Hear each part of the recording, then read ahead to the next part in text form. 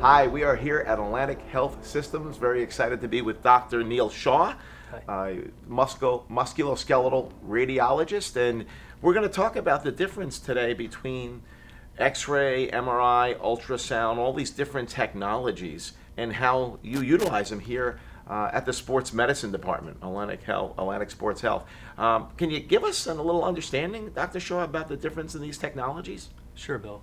So we're musculoskeletal radiologists.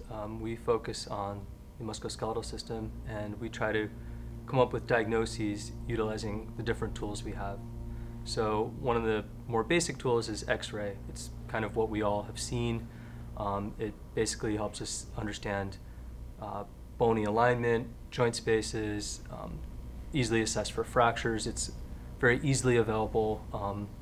It's low cost, uses ionizing radiation, but we use very little amounts of that, and it's a straightforward test.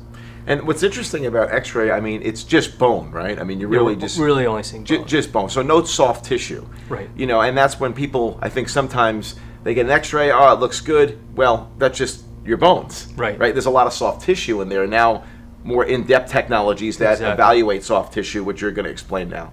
Yeah. So other tests we could use, ultrasound. It's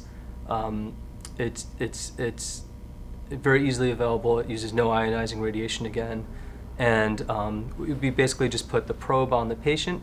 It sends out sound waves, and we get a picture back. And that picture can show us things like muscle, tendons, ligaments, joint fluid, and we can get a lot of information. And another benefit of ultrasound is it's being used at the same time while we're with the patient. So if the patient says, I hurt here, we can examine that area exactly. And say they have a certain complaint, it's dynamic. So if they have a complaint where only when they move the wrist a certain way, they have pain, we can examine tendons for subluxation or movement that they shouldn't have, that you'd only see with ultrasound. You couldn't get that on any other imaging test because it's dynamic.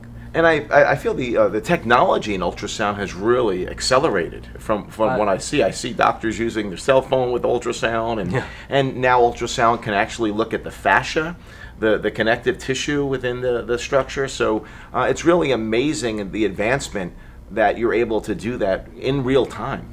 That's right, Bill. There's a lot of real-time information. Lots of image resolution has gone up a lot. You know, it's not just this fuzzy black and white picture. Like one of those old TVs that we used to have. We're getting a lot of high-definition images on ultrasound. Another technology that's very exciting for musculoskeletal system is MRI.